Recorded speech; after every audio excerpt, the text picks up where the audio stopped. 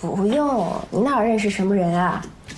你放心吧，我们老师早就给我写好推荐信了。你女儿这么优，你女儿这么优秀，还说找不着工作啊？你又给我寄东西了？是啊，快打开看看。嗯。好看吗？喜欢吗？好看，太好看了。妈亲手做的，怎么样？不比外头卖的差吧？阿姨，裙子可好看了，回头也给我做一条呗。好，好。哪儿都有你，这是我妈。妈，你怎么想起给我做裙子了？这面料不便宜吧？你都多久没买新衣服了？马上毕业典礼了，你不是说要上台表演吗？那不得有件像样的演出服啊？谢谢妈。对了妈，我也给你买了一件礼物，是一支口红，过2天你就能收到了。哎呦，谢谢女儿啊，不耽误你学习了，快去忙去吧。妈妈再见。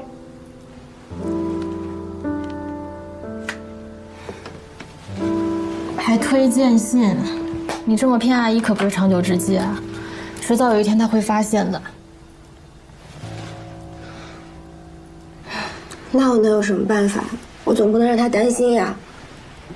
跑招聘会跑了2个月，一点音讯也没有。早知道这么难找工作，我当初就不应该学声乐。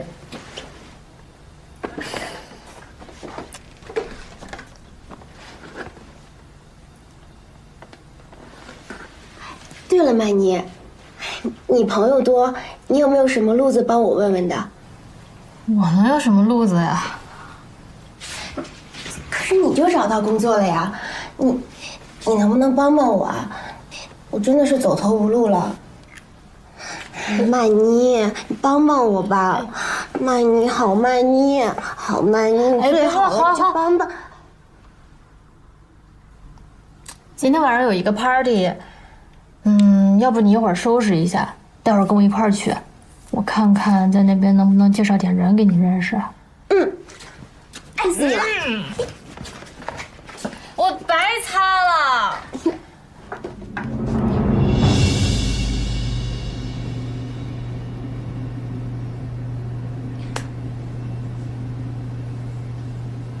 就是这儿吗？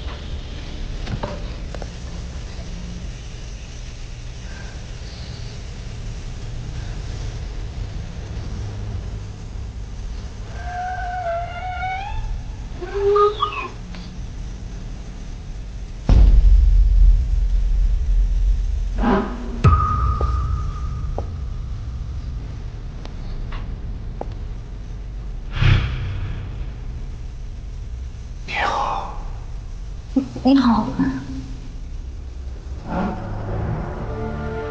香啊！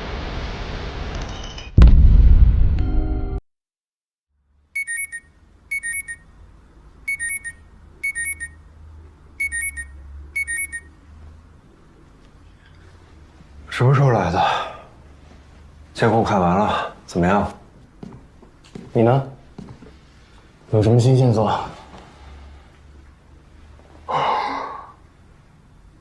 在他们最后出现的公路附近查了好几天，一无所获。昨天我已经下令停止搜查了。这次爆炸闹出了这么大的社会动静，我觉得这就是他们想要的，所以他们不会躲起来。不过这2天我一直在想另外一件事。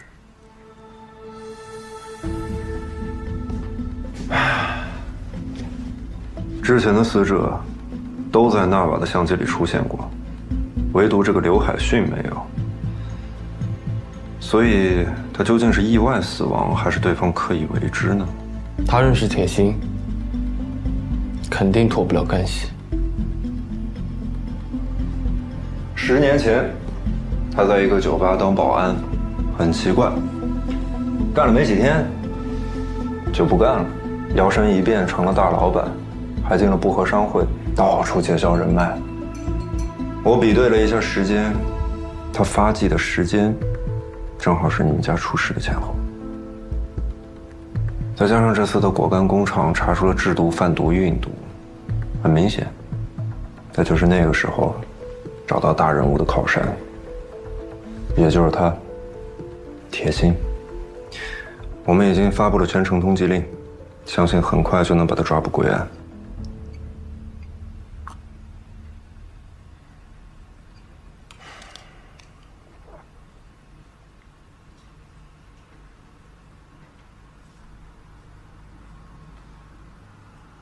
10年前的案子，我也觉得有疑点，但证据确凿，我没有办法。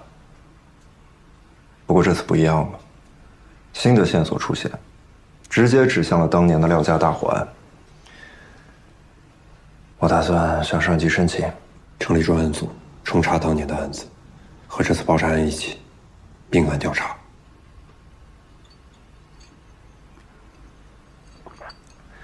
小伙子不错。坚持是有意义的。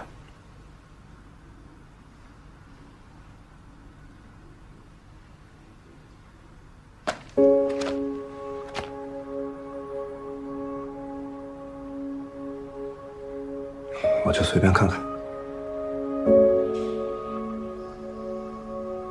舒和，我有事情想告诉你。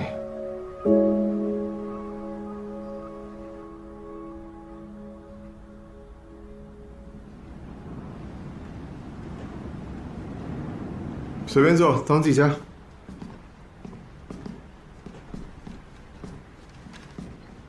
你一直住在这里啊？没有身份也没办法去住酒店啊，这里挺好的。哎，对了，你刚刚说铁心消失了？对，查了各个路口的监控，但自从那天车祸之后，他就像人间蒸发了一样。他的确不简单。我最开始也是在他身上花最多的时间。不过现在眼下他被通缉，能去的地方不多，应该不难找。你之前说过，爸是通过他把毒品卖到不合适的，但是我在警局查了资料显示，他名下没有任何注册的公司、企业，或者是商铺，也就是说他根本就不是商人，更没有销售渠道。我之前也调查过他。他来不和之前在南非当过雇佣军，所以他很有可能是替别人做事的清道夫。如果咱们家的火是他放的，他背后一定还有人。很有这种可能性。不过现在 AX7在市面上也没有流通，人家说不定有自己一种独特的销售模式。只要能挣钱，专业不对口也没那么重要。尽快找到他，问问就知道了。还不够你够了，吃的了。哟，来了，思远来你也不说一声，给孩子买点好的呀。我先解释一下，之前跟你见面，我可不是故意在你面前演戏的，都是你哥让我这么干的，要怪就怪他。我知道，你应该自始至终就没想让我搅进来吧？可惜啊，你已经不是那个小时候听话的小朋友了。兄弟们，跟你们介绍一下啊，这是我亲弟弟廖思远，这是阿甘、阿蔡，白涵你见过了，他们都是我警校的好兄弟。我都忘了有多久没有被人介绍过了，你这么突然一介绍，我好像连自己姓什么都忘了。你姓张，你跟我一个姓。我为啥姓张啊？我是你爸爸，你不得跟我一个姓？滚！是啊，你别看我俩口音不一样啊，我俩是远房亲兄弟。他妈妈是我二舅妈的姐姐的老公的妹妹的外甥女。行，来，先聊点正事儿。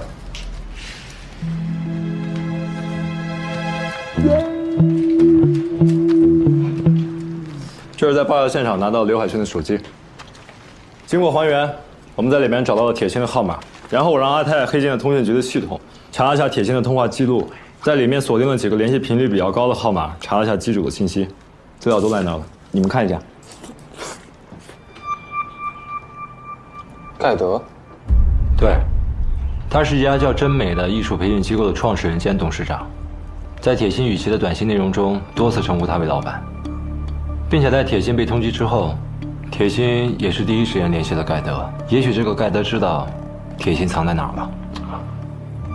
正好，像我这种找不到工作的毕业生，刚好过去进修一下。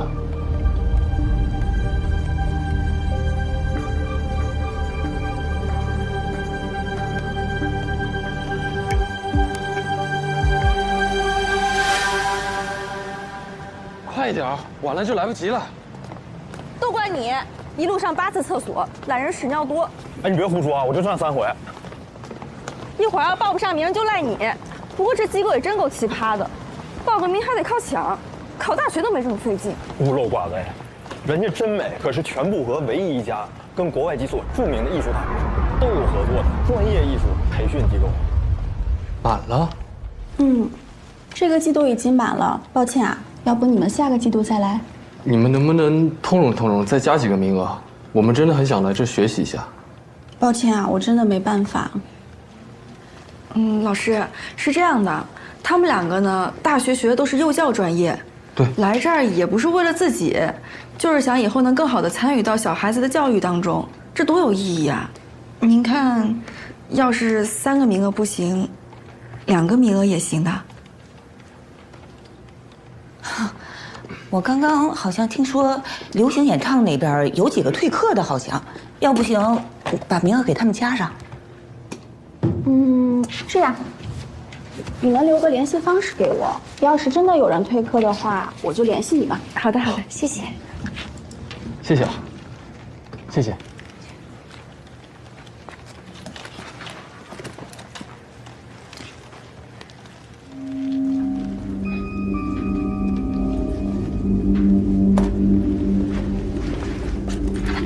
来之前我还想呢，万一我在课堂上的表现过于优异，是吧？鹤立鸡群，人家直接给我留校了，会不会过于突然？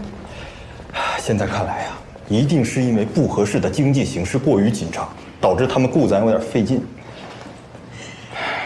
这儿的这些老师啊，那可都是专业艺术院校毕业的高材生，你该不会不知道，艺考是需要面试的吧？你啥意思啊？面试怎么的？我这形象，什么意思呢？哎，你们先走，我上个厕所。怎么吃坏啥了？怎么轮到你了呀？走吧。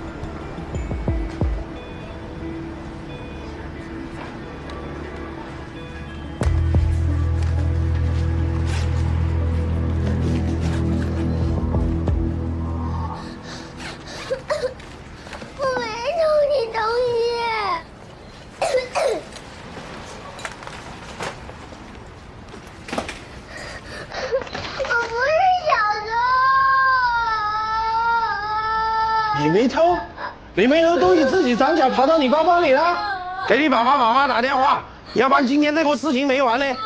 我没有爸爸。怪不得偷东西啊，原来是没娘教的野种啊！赶快给你爸爸打电话。怎么回事？这么大的人怎么说话呢？这么小孩怎么偷东西啊？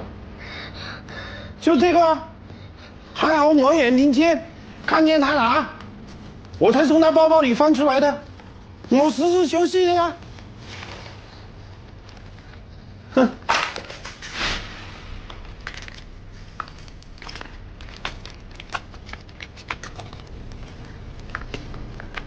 你钢笔放在货架最上一排，他个子这么小，怎么会够得到？人家练习部用的都是铅笔做作业，就没用过钢笔。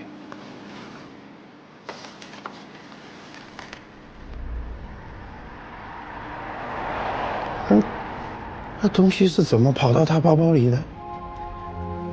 算了算了，啊，我就不跟你们扯皮了。你们赶快走吧，该干嘛干嘛了。什么算了呀？你冤枉这么小孩，不准备道歉啊？道什么歉呢？我也差点丢了东西。这种事情说不清楚的，要不然报警吧。报警？报什么警啊？要么报警，要么道歉。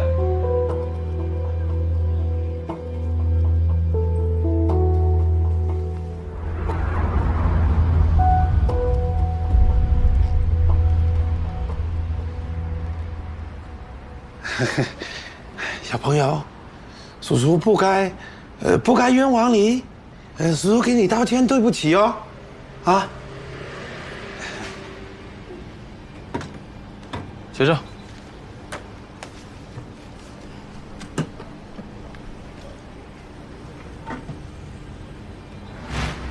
你说你叫小九是吧？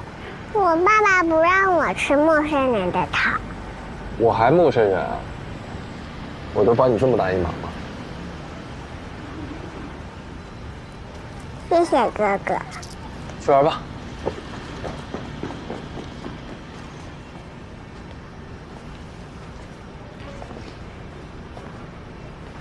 刚刚谢谢啊。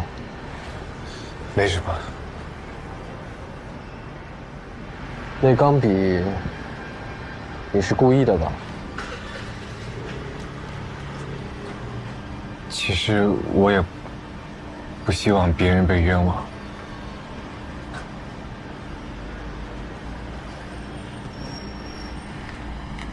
你一直跟着我，是有什么事情吗？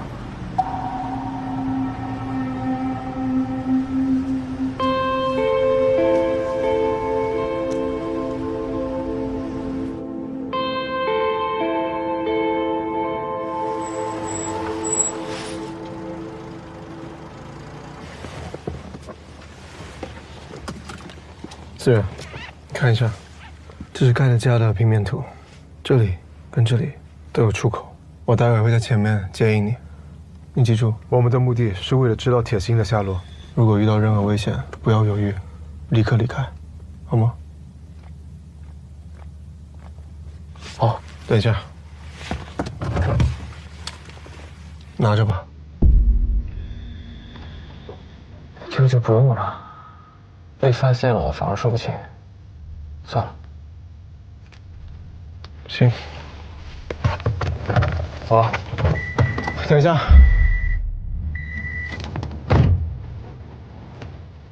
我觉得还是不要进去了吧。啊？我还是觉得很奇怪，第一次见就约你到家里来，你怎么感觉婆婆妈妈的？我去了不就知道了吗？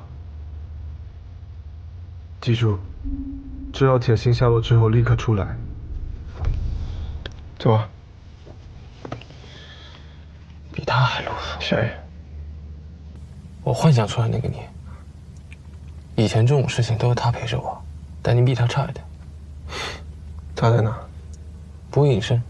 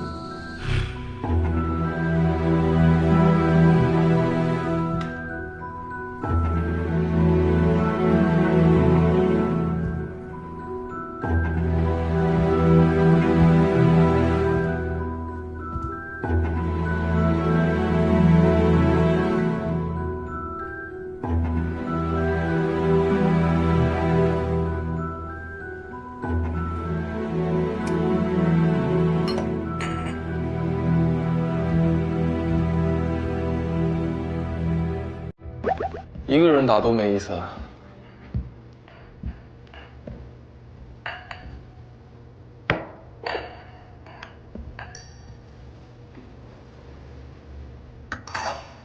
喝的来一把。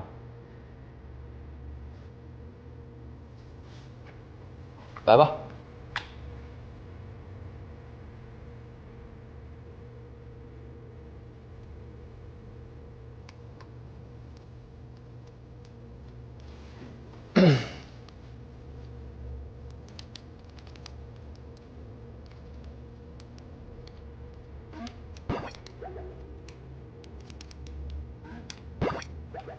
都说酒品见人品，其实不是。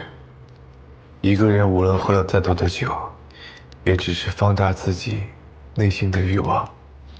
无论他说了什么，做了什么，也都是由我本来就想这样做所支配。游戏不是，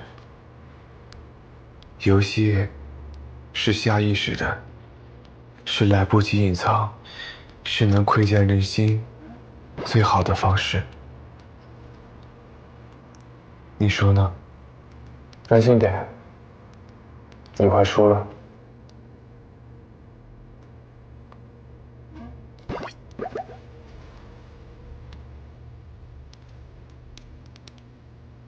你是不是也能看到鬼？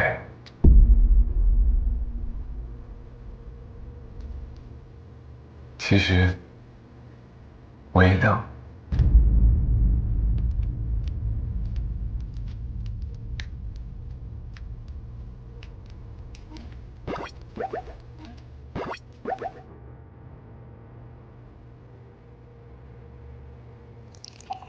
你怎么知道我能看到鬼？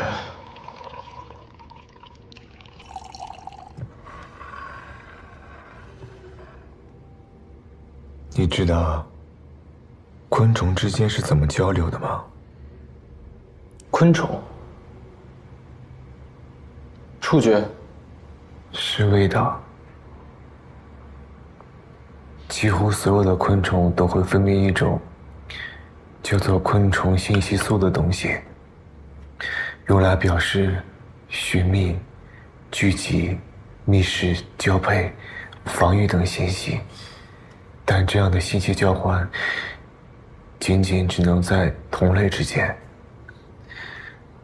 其实不只是昆虫，有的人也可以通过味道来寻觅到自己的同类。比如我在真美就看到了你。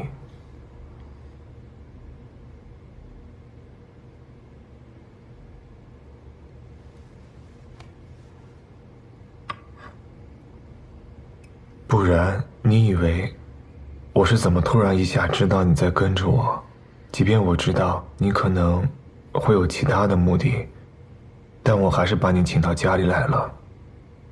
我不是一个会自来熟的人，我只是很久没有人能说实话了。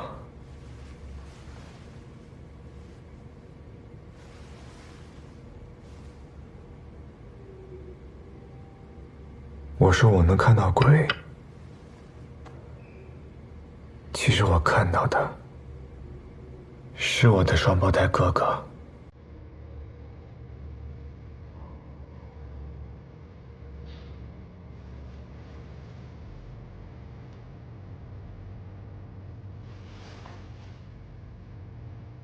其实他在10年前就已经离开我了。所有人都说他是个恶人，但是他对我却很好。自从别人知道我能看见他，很多人看我的眼神都变了。他们觉得我，还说这个房子里闹鬼。再后来，家里人就找了个叫铁心的保镖来保护我，说是保护，但其实就是监视我。他总是很神秘，私下里做了一些我不知道的事情。后来我的父母离世了，他就不见了，只留下我一个人。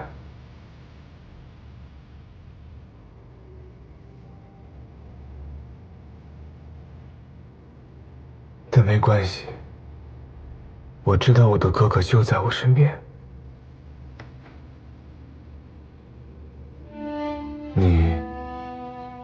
你看到的是一个怎样的人呢？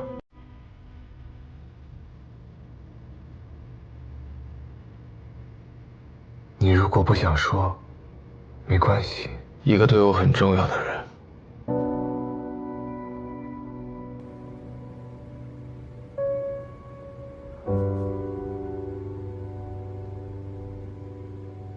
从小到大，他就是我的偶像。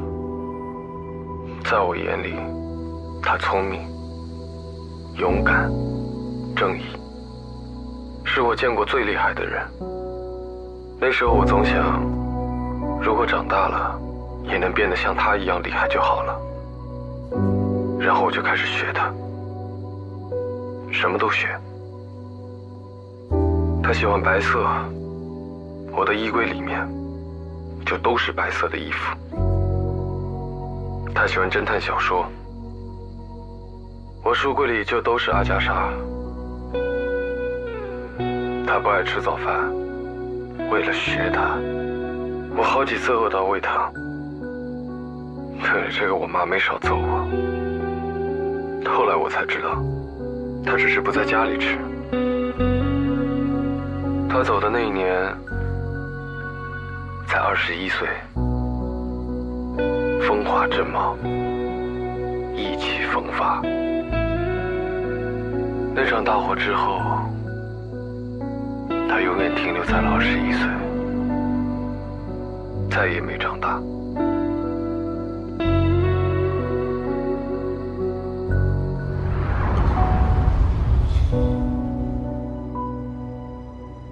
有些人认识很长时间，都依然是陌生人。但是有些人没见多久，就感觉认识了几辈子。不要觉得我说的夸张，能认识你，真的是我爸走了之后，我最开心的事情了。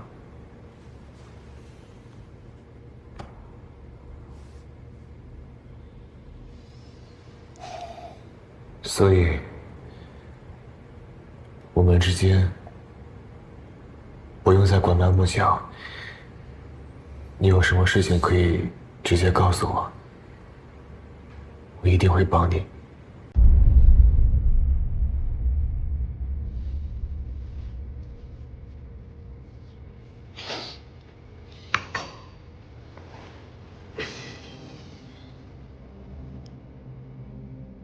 杀掉我哥的那场大火，就是铁心放的。如果你真的想帮我，你就告诉我他在哪儿。铁心，他被通缉后，我就再也找不到他了。我明白你有你的难处，但是这个铁心对我来说真的很重要。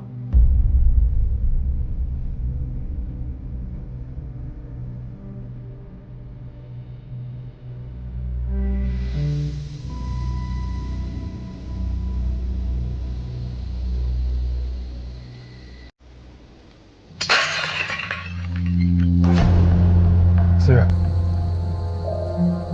思远。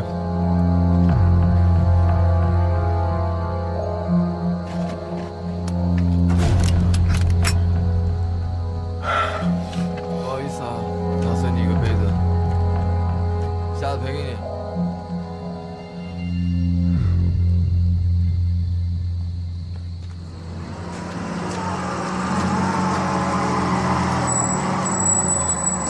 走啦。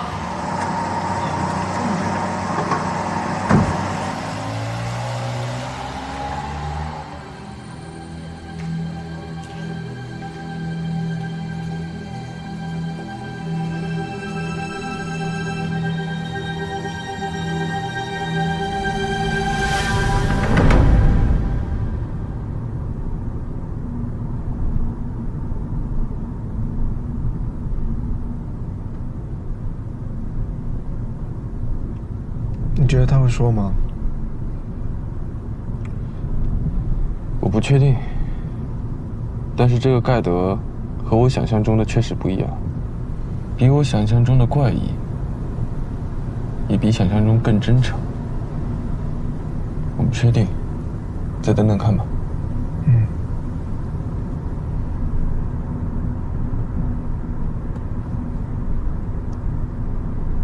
我有点好奇，你为什么要跟他讲鬼魂料之外的事情？我不是说给他听的，我是说给你听的。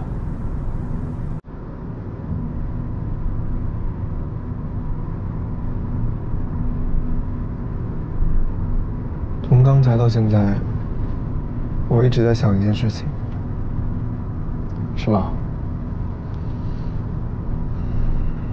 这10年，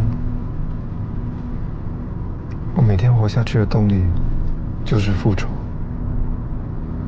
所以我不择手段，那是因为我知道我没有明天，所以我不怕。我甚至想过，只要能杀死铁心，找到真相，跟他同归于尽，我也无所谓。但就在刚刚，我听到你跟盖德聊关于鬼魂料之白的事情，我动摇了。虽然我不怕死，但是我不想让你看着我死。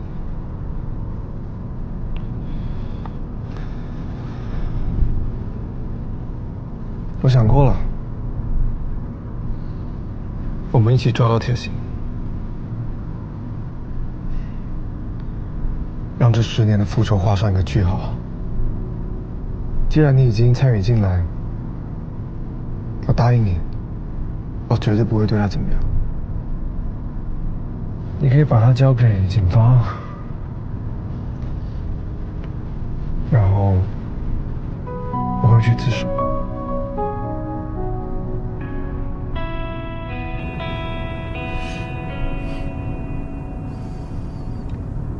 我知道我说的话可能有点奇怪，其实啊，这些年我并没有亲手杀过任何人，希望不会判我死刑。如果在牢里能好好表现的话，说不定还可以减刑呢。到时候还可以提早出来，再继续跟你一起生活。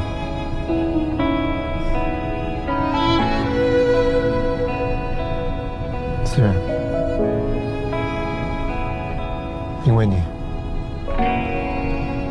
我想回头，哪怕不能回头，我也不想再继续这样了。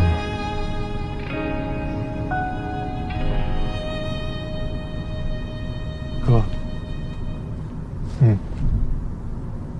那我们试试吧。好久没有这种对明天充满期待的感觉了。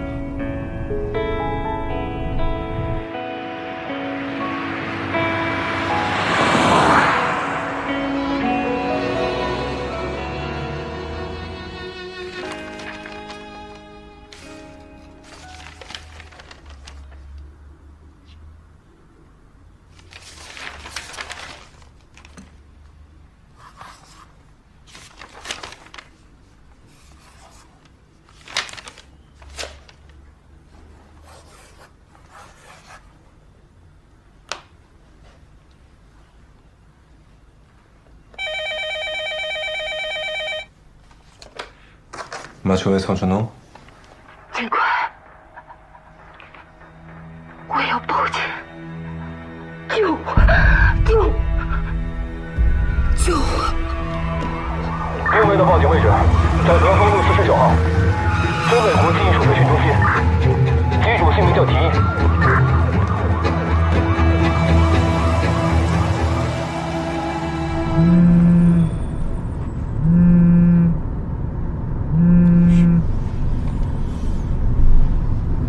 喂，思远，你说的那个铁心，我确实知道他在哪儿。那你能帮我找到他吗？能。他被通缉之后，我看他可怜，就找了个地方安顿他。但是如果他曾经对你做了这样的事，我还是告诉你吧。警察，你们来我家干什么？盖德，出什么事了？廖思远，怎么又是你？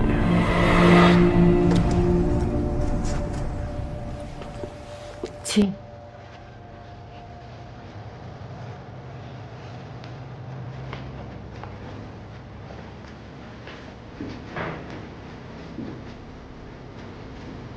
戚法医，这是报案人提一。你好，我是渡河警局的法医，我叫戚夏。我现在协同医生一起给你做身体外伤检查，你别害怕。事发后有洗过澡吗？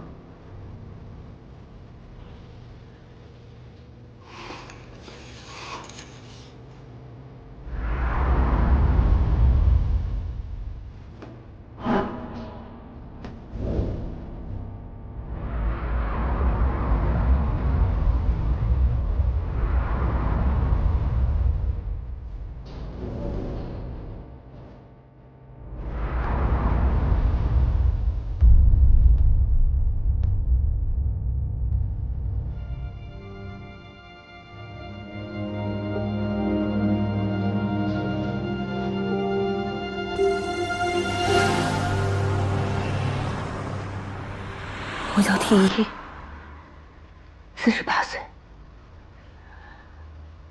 在真美艺术机构做行政工作。我入职有半年多了吧。他当天晚上10点半的时候去的公司，我当时在加班。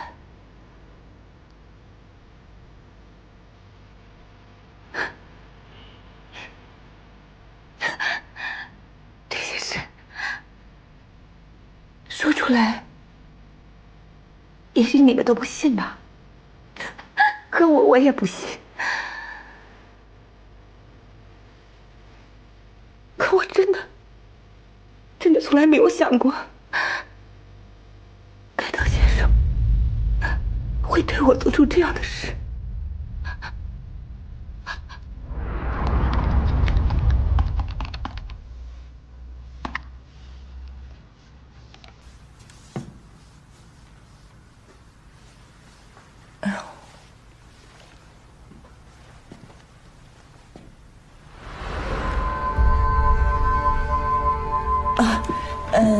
盖德先生，最近事情有点多，辛苦你了。这是我应该做的。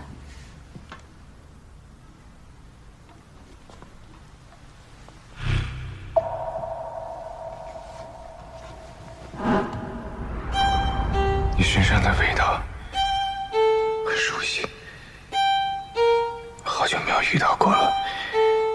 我可以闻一下吗？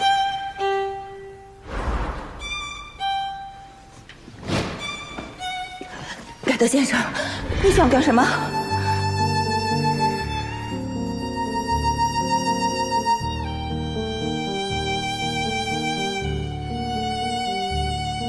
给我闻一下。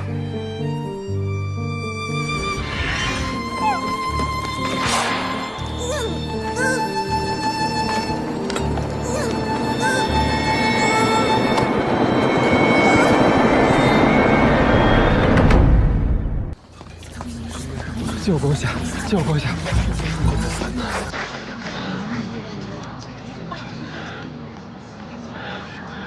老师，到底发生什么了？朗桑怎么了？朗桑头部受物理重创，初步判断死因为颅部骨折，凶器是一把工具锤。队长出示死者的名单资料。除此之外，他手腕有一处淤痕。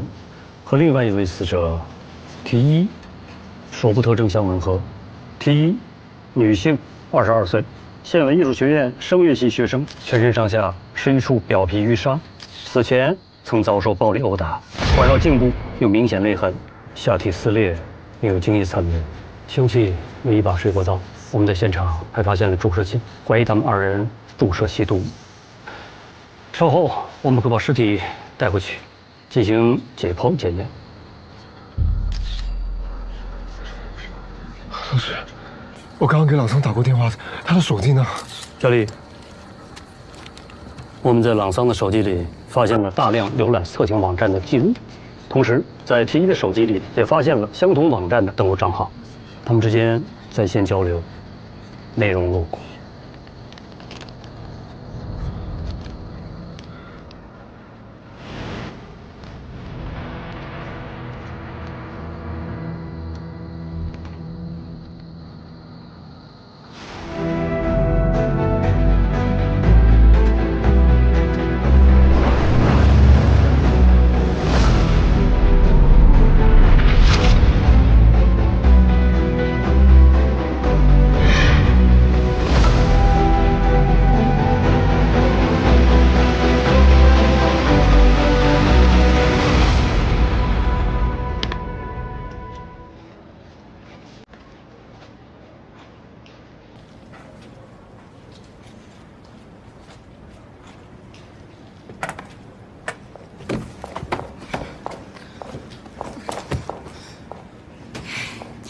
Q me，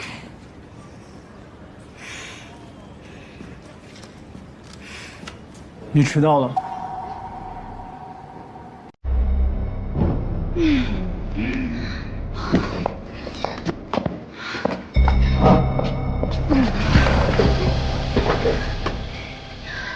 我记得你说喜欢黑丝，人家可是特意去买的。你好坏。我也给你准备了好东西。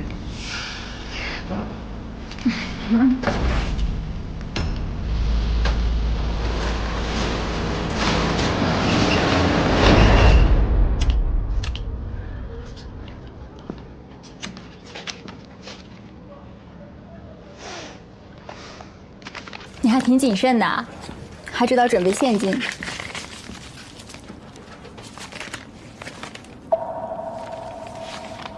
老板，这好像跟咱们说好的价不一样吧？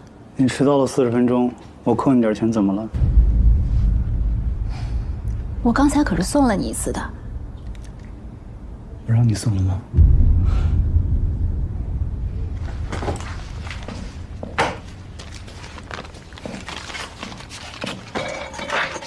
再不要做这种乡下人的生意。你说什么？没什么，大哥，开下门。不，我刚才真的没有听见你说什么。大哥，不要这么脆弱吧。有些乡下人呢，他就是这么不讲道理。麻烦你开下门，我还有下一场。好。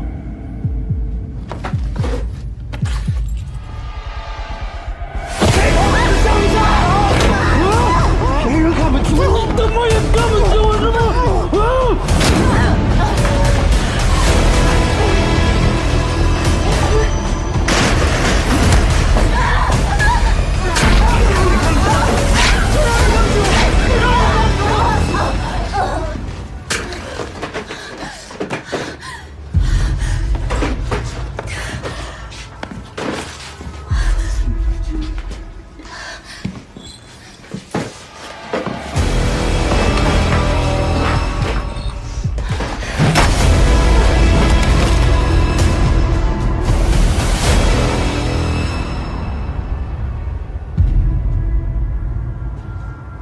我们在工具锤和水果刀的把手上采集到了指纹，正在加紧比对，很快就会有正确的结果。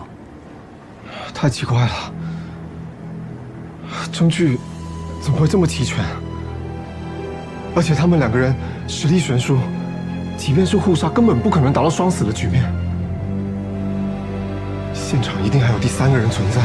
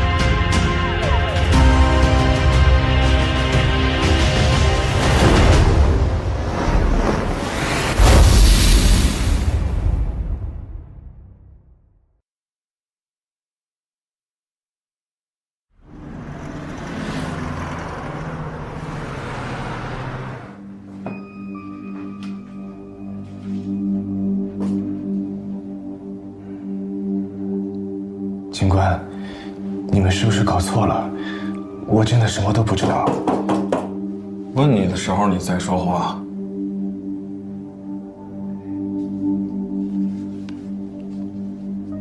姓名、年龄、职业。盖德，32岁。我是做艺术培训的，2014年创办了真美。你跟受害人什么关系？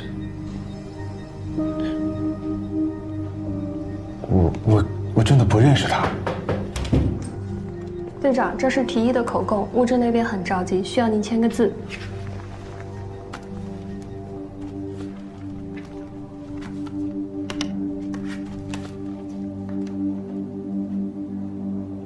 警官，那支笔，提议有没有用过？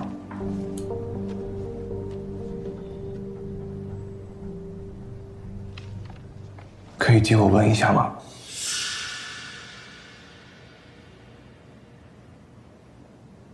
啊，也许我可以提供对案情有帮助的信息。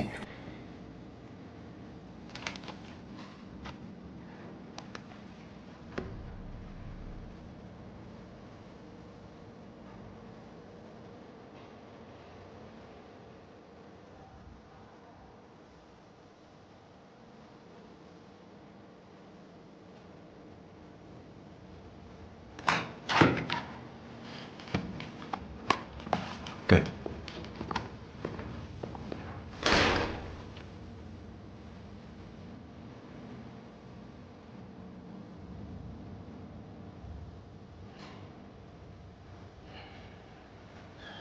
我确定，我没有见过这个人。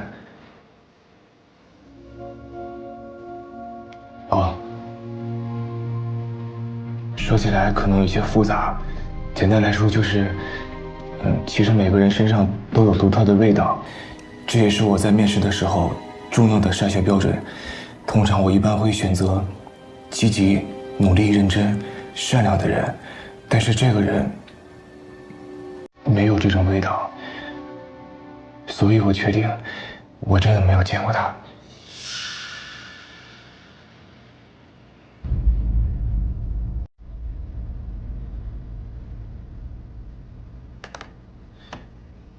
昨天晚上10点到12点之间你在干什么？晚饭的时候，我自己喝了一点酒，我自己一直喝到了12点左右，直到你们冲进来把我抓走。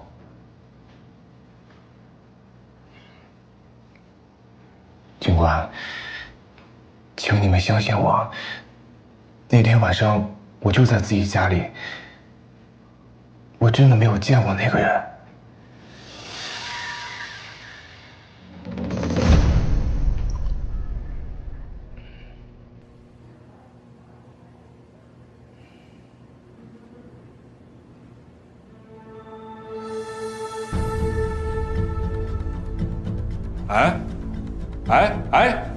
队长，这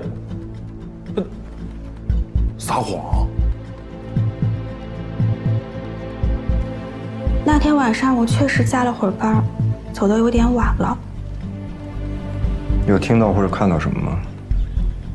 我离开的时候刚好碰到了盖德先生，我跟他打了个招呼，然后我看他好像是往提一姐的办公室那边去了。盖德先生，这么晚了还来加班啊？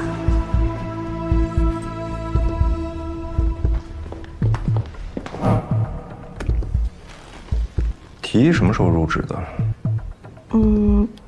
大概有半年的时间吧。上周我们还去团建了。这个是我们的照片。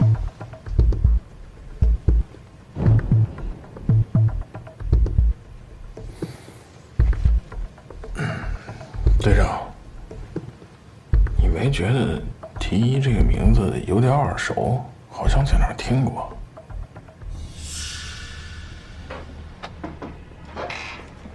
舒和，你出来一下。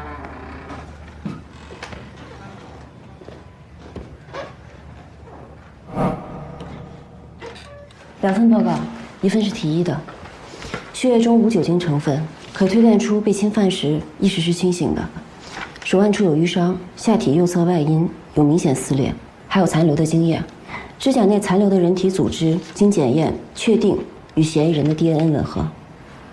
还有这份是盖德的，他血液中酒精浓度大概是75毫克左右，小臂有一处抓伤，可以推断案发时属于是醉酒状态，与报案人描述一致。根据现有的证据，可以立案了。性侵案从来都不复杂，但是难举证。好在这个被害人他头脑清醒，意识果决。但是舒和，你不觉得这个证据太完整了吗？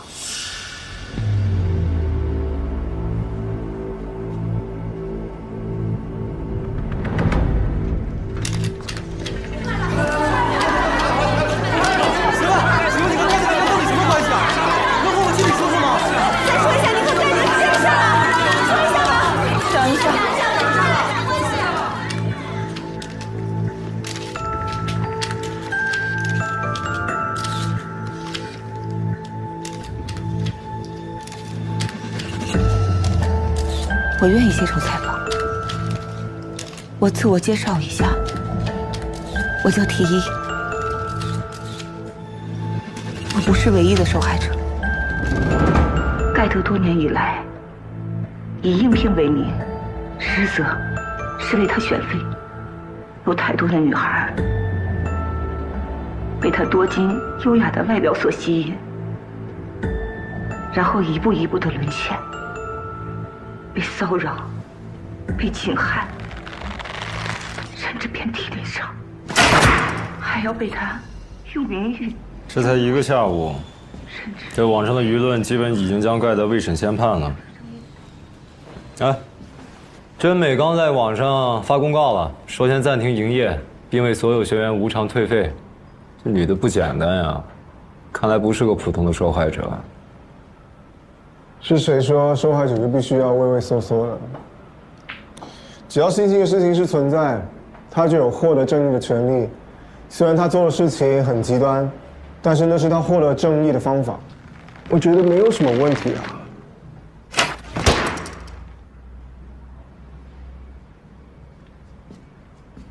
思月，在想什么？我在想那晚，盖德明明在和我喝酒。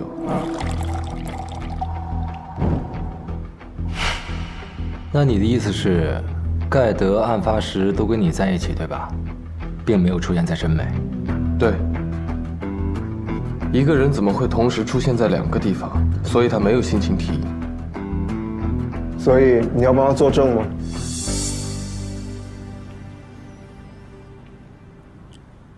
既然我已经知道了，就没法装作不知道。无辜的人不应该被诬告。思远，到底是真相重要，还是惩罚坏人重要呢？盖德也只是认识铁心，也不代表他就是坏人。你说的有道理，你就去做你认为是对的事情吧。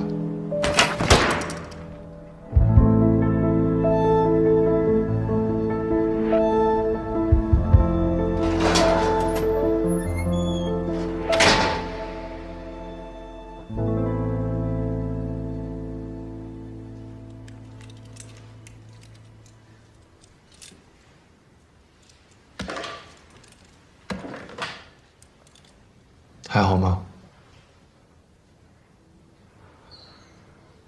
我没事，我很好。你明明有不在场证明，为什么不说？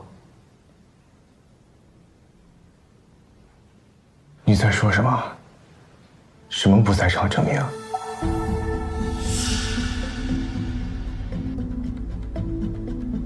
可我看见你了。廖思源，你不要胡说。那天晚上我就是自己在家喝酒，然后给你打了个电话。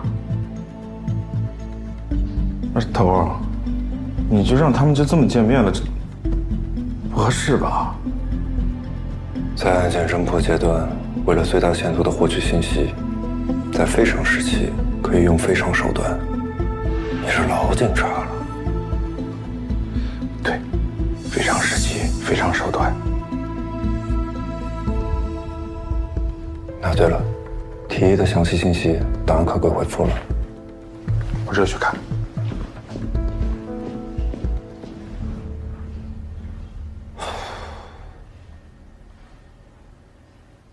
你的意思是你被陷害了？是，我能感受到有人在设计我，我已经成了别人的猎物，没必要再牵连你。为什么？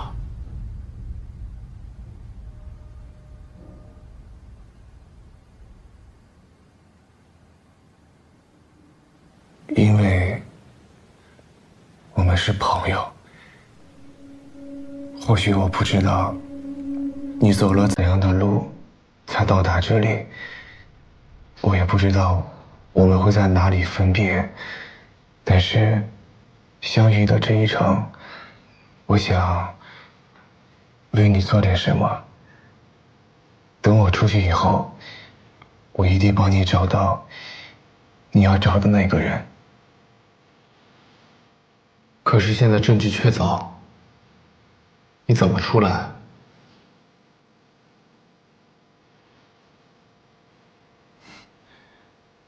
正义虽会迟到，但它不会缺席。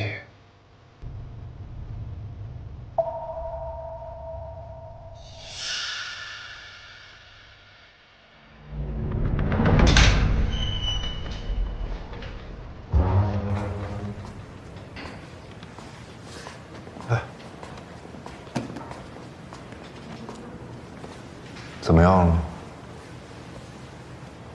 那个时间我确实跟他在一起。你确定？确定。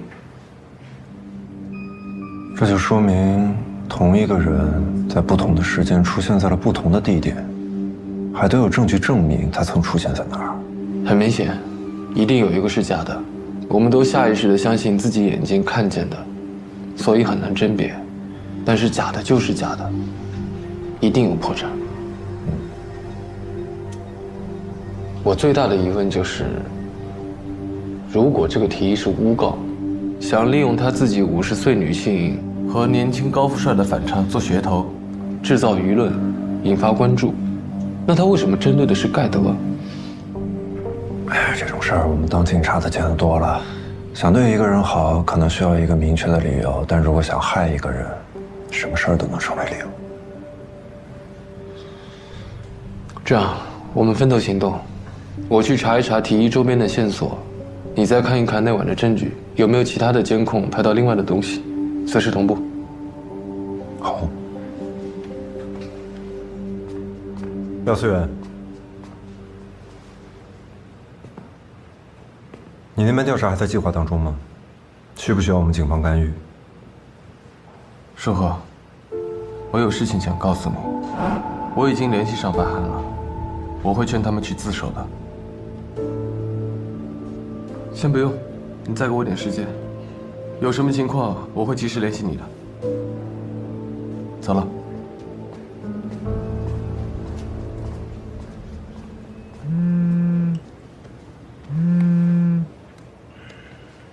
喂。哎，头儿，有问题啊！根据我们录入档案的时候，发现提议的身份根本对不上，他证件是假的，系统里没这人。那他的真实身份查了吗？暂时还没有。根据手机号码在通讯局留的资料，名字是一样的，也叫提议，但是别的都不一样。而且手机号码的主人在10年前已经死了。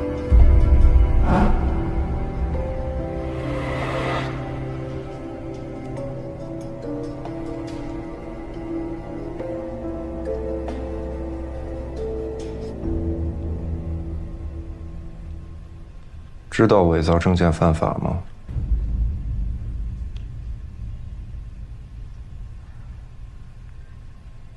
知道犯法，还用假身份报警，胆子够大的。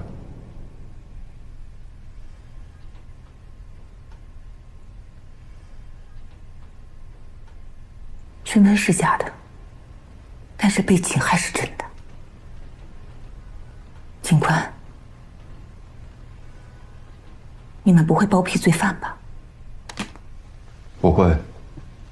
但首先，我们得知道你是谁。我是提一。行。那你为什么是提一？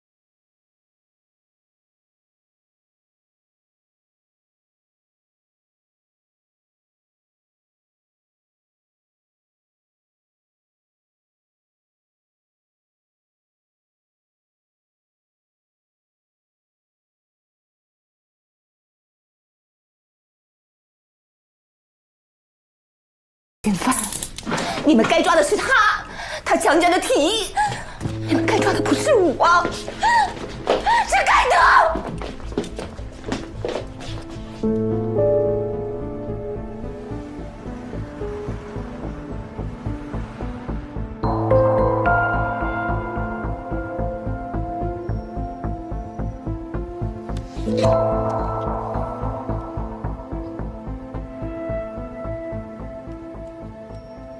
队长，回来了，有水没有？渴死我了。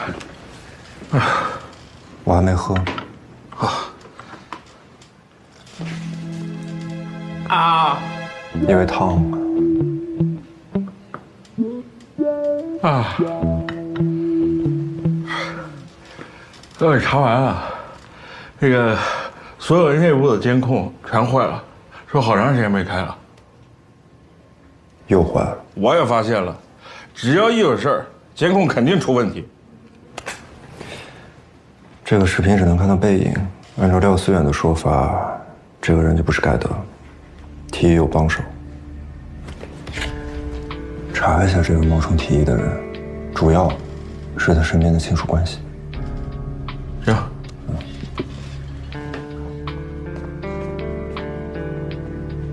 所以已经决定好要查了。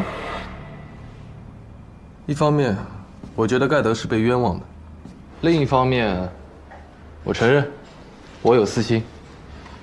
只要他能出来，或许能帮我们打破僵局，找到铁心。行，那我们跟你一起吧。阿甘在道上有一些兄弟可以帮忙打探消息。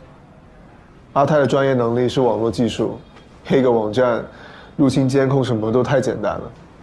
有需要跟我们说。那我是没什么能帮的了。哎，又谦虚了，白少爷。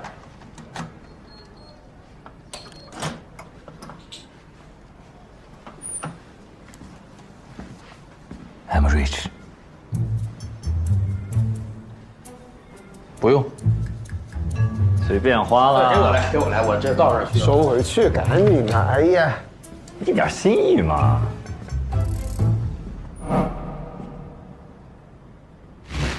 已知监控中的人并不是盖德。其实只要找到假扮盖德的人，就能破坏看似完整的证据链。还记得河神案吗？记得。假扮盖德的人一定对他非常熟悉，就像纳瓦对泰树一样，足够熟悉，才能以假乱真。而且，为了配合行动，这个人肯定跟提一有密切的联系。你们听说过盖德曾经有个双胞胎哥哥吗？这个不太清楚，可以叫阿甘查一查。盖德身边的人还是太杂，不如从提议先查起。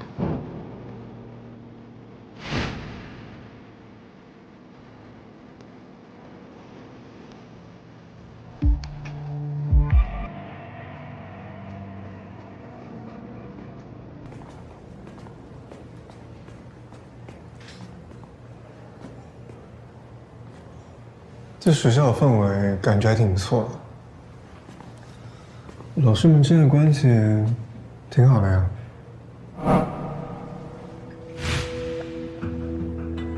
你觉不觉得这张照片有点怪啊？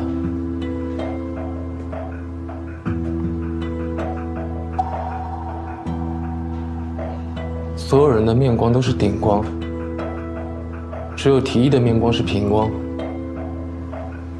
这张照片应该是 P 的，确实挺像 P 的。那他们怎么会这么明目张胆把一个假照片放在这边呢？提议应该是有同伙。4月，我们去现场看一眼。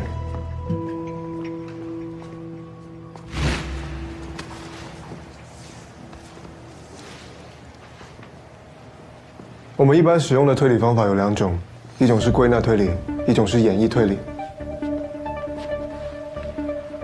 你说什么？归纳推理就是从特殊性到一般的一个分析过程。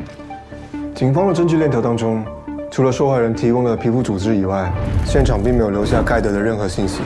对方的反侦查意识很强，说不定是受过专业训练的。这个世界上不存在完美犯罪，只要做过，一定会留下痕迹。是的，是这样没错。开始吧。桌面上、角落的柜子都有打斗痕迹，而现场非常的凌乱，估计是在这里发生了侵犯的行为。他们是发生在夜晚。这些灯应该都开着。根据现场环境，凶手应该是这样，把提议摁在桌子上。那他的脑袋，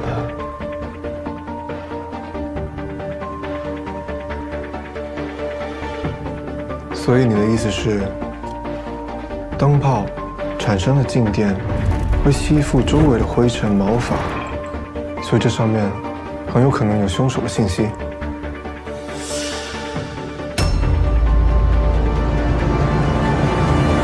房东太太，我是薄荷警局的，上头让我来取提议的东西，麻烦你帮我开下门。你们看完记得把门给我带上，我要去睡了。麻烦了。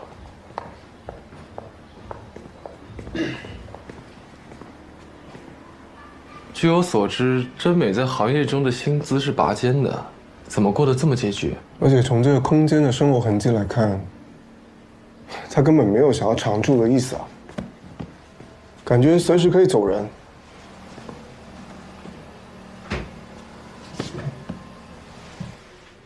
独居，从来不做饭，生活单一，没有物欲。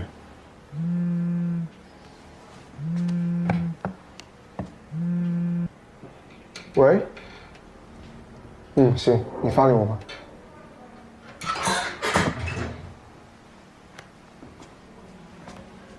有什么消息啊？往下翻。双胞胎哥哥的事，阿甘说他并没有查到，但他的线人在布河的地下赌场查到了这个。喜欢赌博？几年前他就一直流连赌场，欠了一屁股的债，还不上，手还差点没剁掉。按他现在这个生活环境来看，估计毒瘾还没戒掉。难怪把日子过成这样。阿泰那边呢？阿泰查了一下他平常的活动动线，发现他除了这里以及真美之外，最常去的一个地方是附近的菜市场。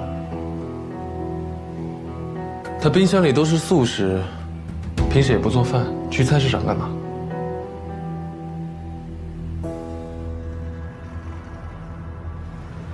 按照阿泰说的，他在监控里看到那个提一在菜市场里，既不买菜，也不和别人说话，唯一反常的举动，就是偶尔会来公园这个跷跷板上坐一坐。跷跷板。我们现在已经确定，提一是有帮手，可是他又没什么朋友，手机里也查不出什么端倪来，最有可能的，就是他的异常举动就是在传递信息。大阿泰说过，好像没有什么奇怪的人出现在这里。一定有，只是我们忽略掉了。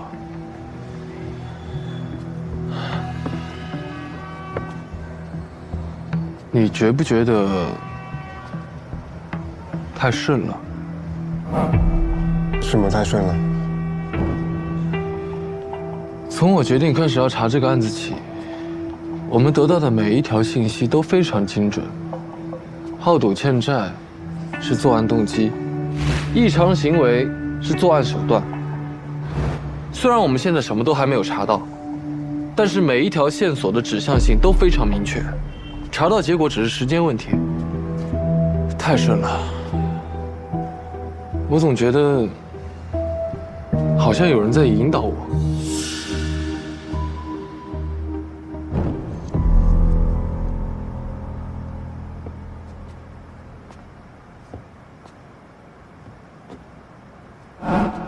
背后那个人，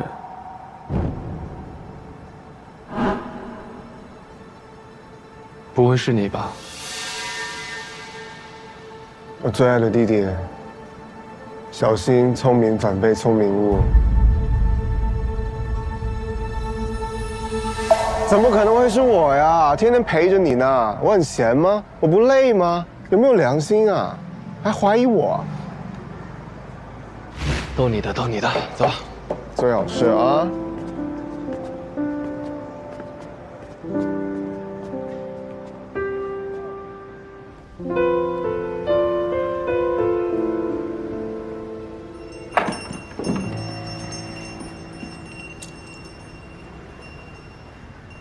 早晚给你拆了。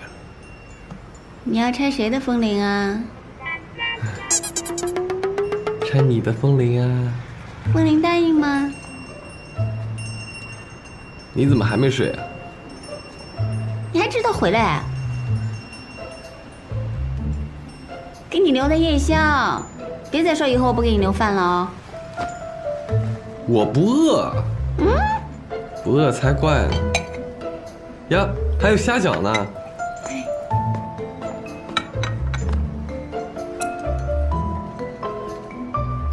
你做的？怎么样？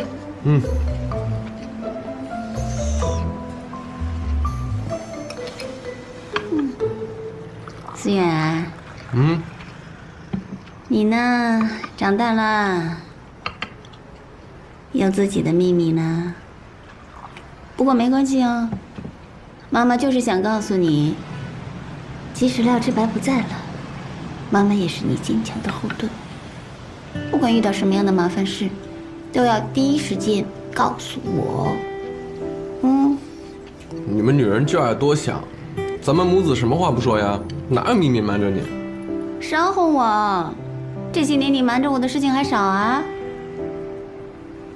喏，我不是跟你翻旧账的，我就是想让你知道，谁也不许欺负我儿子，谁要敢欺负我儿子，我就干他，干死他，干死他！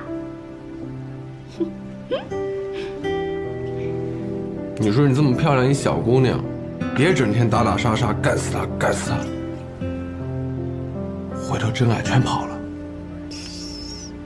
年轻漂亮的小姑娘，不是年轻漂亮的小姑娘吗？嘴巴甜你啊！嘿嘿。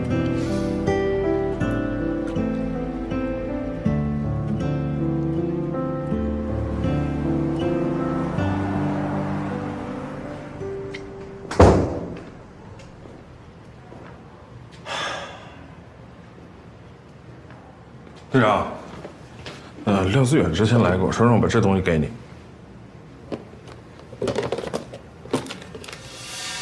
这什么呀？交给技术科仔细检验。行。哎，今天那个提一拘留期满了，找个人盯他一下。没问题。哦，对了，那个真的那个提一那个案子我查着了，哇，一个压箱底儿的案子，我花了好长时间。他之前是布河艺术大学学声乐的一个学生，但实际他利用课余时间做了好多皮肉生意，挣外快嘛。家里人呢是父亲很早就去世了，母亲应该是10年之前因病不在了，所以现在基本上没什么亲人了。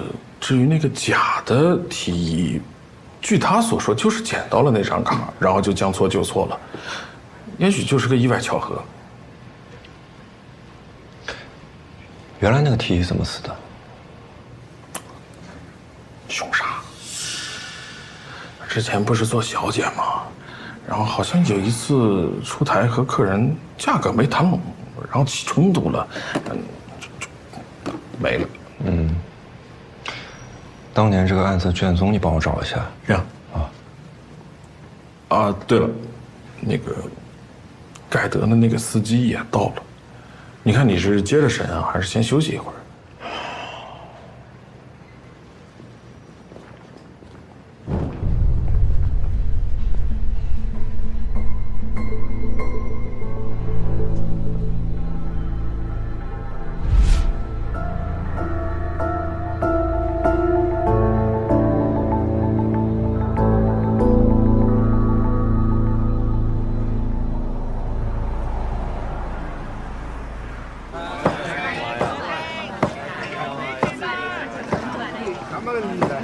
来吧，他们家有常来，老板人特好，每天早上都去海里现捞鱿鱼，特别新鲜，而且味道啊跟当年咱学校门口的一模一样。尝尝，是吗？尝尝。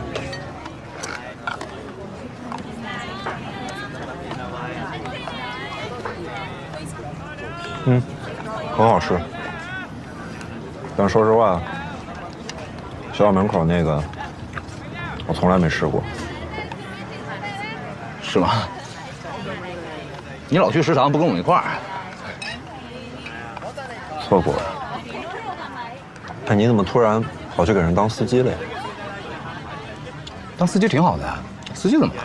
你看我们当年毕业那些学员，哪个混得好啊？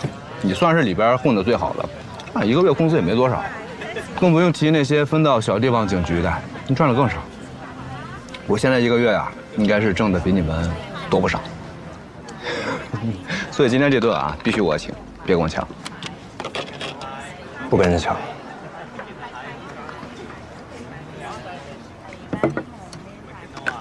哎，我记得当年你们几个跟在廖志白屁股后面，张嘴闭嘴不当英雄，怎么突然这样啊？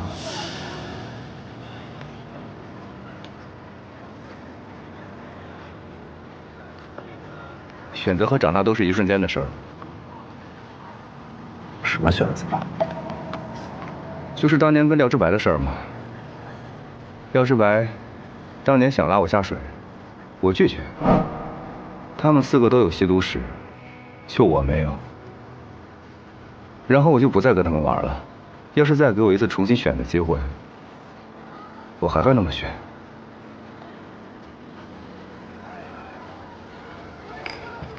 行了，你也别跟我绕弯子了，都是干警察的。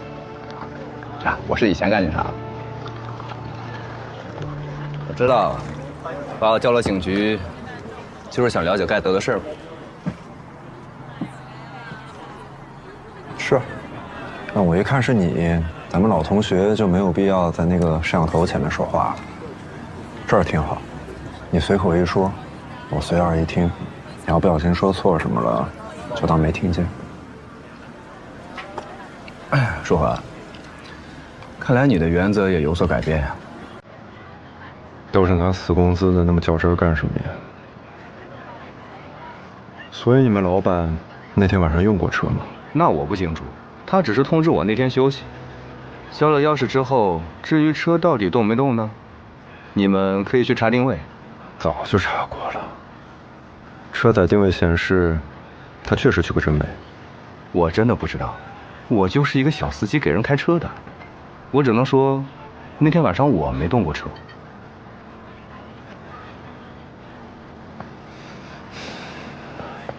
他要真去干什么，也不可能叫你去给他开车，是吧？对呀，就是这么个道理嘛。呀，到点了，孩子放学了，我得过去接他去。咱们下次再见。好。